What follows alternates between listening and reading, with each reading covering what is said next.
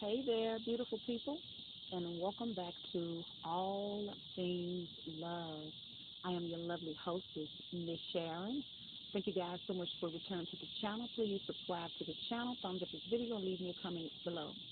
So today's topic is something that I was listening to while I was out. I heard it on the radio. It's a local radio station here, and you know how the listening audience they call in for advice and one particular young lady called in because she needed some advice because she felt like she was between a rock and a hard place. And so the dilemma that she was in was that I believe she's been married. I don't know how long she's been married. I think she's been married 10 years. But the thing about her marriage, and they have children together. I guess her husband is a financial, is a wealthy person because they signed a prenup. Uh, but the thing of it is he's very controlling. He's very verbally abusive. He cheats on her. It's almost like you know how it is when you running things and you got everything going on and you the boss and you know you're manipulative, kind of narcissistic. And the thing about that he's threatened her that if she leaves, that not only was she not going to get any money, but he was going to go out his way to uh, tear her character down. He's going to make it, his words was that he's going to make it so that no other person would even want her. So it was all about the control and the power here. So what happened is she ends up meeting someone on the side, okay? And she done got sprung, y'all.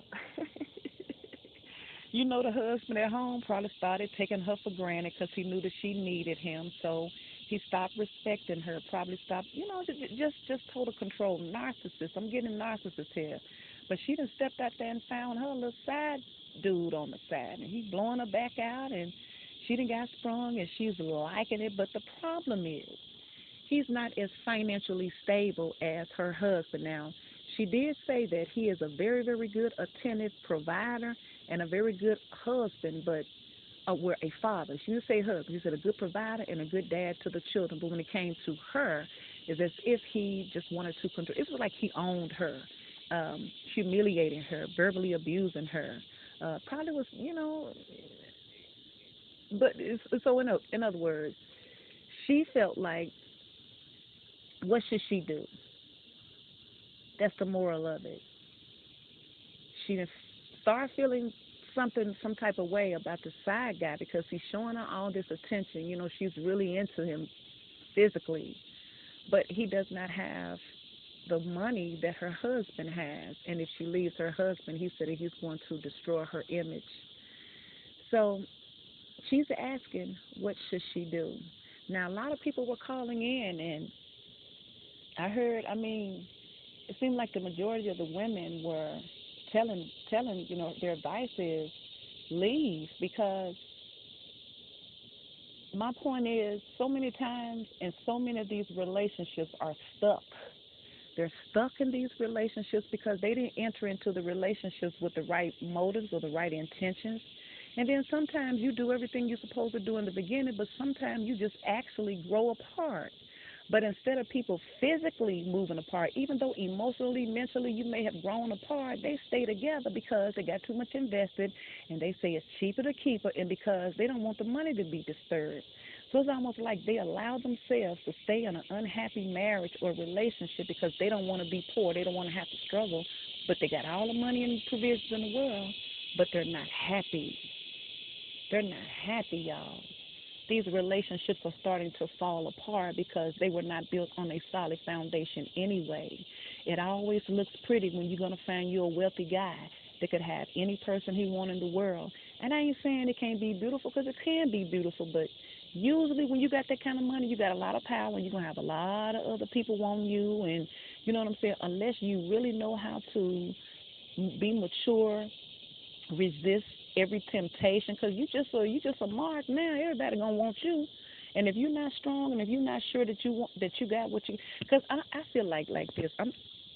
Uh I'm starting to feel that if you are real wealthy, it's probably not wise to get a real wealthy person with a lot of power. I'm just saying, do you really want that?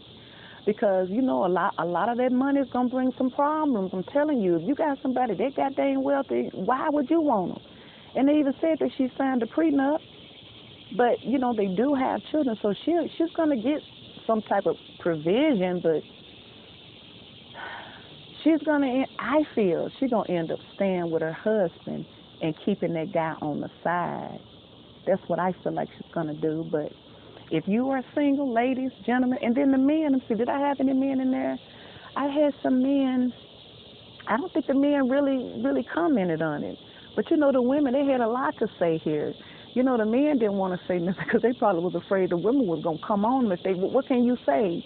And even though that's her side of the story, now she did give him his props. She said he's a good father, he's a good provider, but he was a cheater.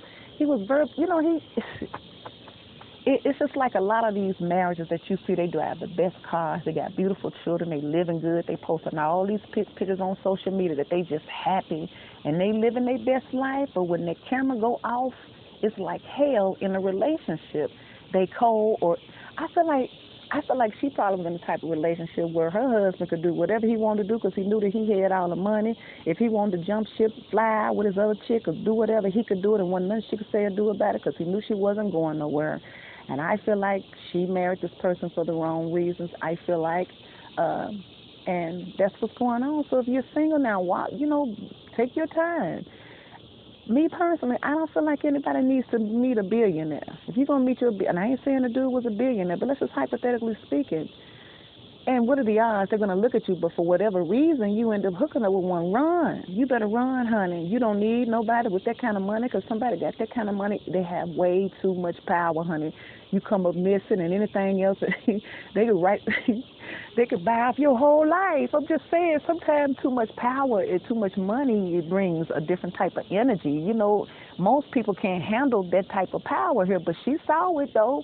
She thought, you know, she knew that it was going to be abundant here. So now, you know, she's stuck in a dilemma. I mean, is she any better now? Because now she's cheating. And she like it.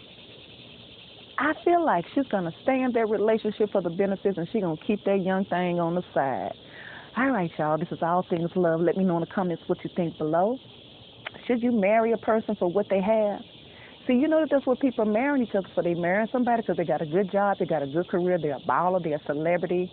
But do you really know, is it really worth it when you really get to know the real person behind all of that wealth and fortune and fame? They probably just pricks. I'm talking about they probably, I mean, what can you do against somebody that got that much power?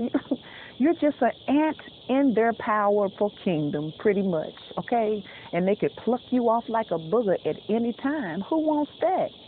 But guess what? It's going to be somebody out there that's going to want that type of lifestyle. And then when they get it, they ain't going to want it. But then they're going to feel stuck because they know that they can't go from living like a queen to living like a peasant. But maybe that's what it takes to get your freedom and your peace back.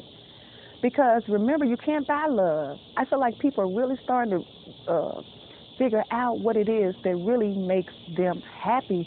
And if it means downgrading for your happiness, then I feel like a wise person would do that. But you let me know what you think in the comments below. Please subscribe, thumbs up this video, leave me a comment. Let me know what you want me to talk about next, and I'll talk to you on the next one.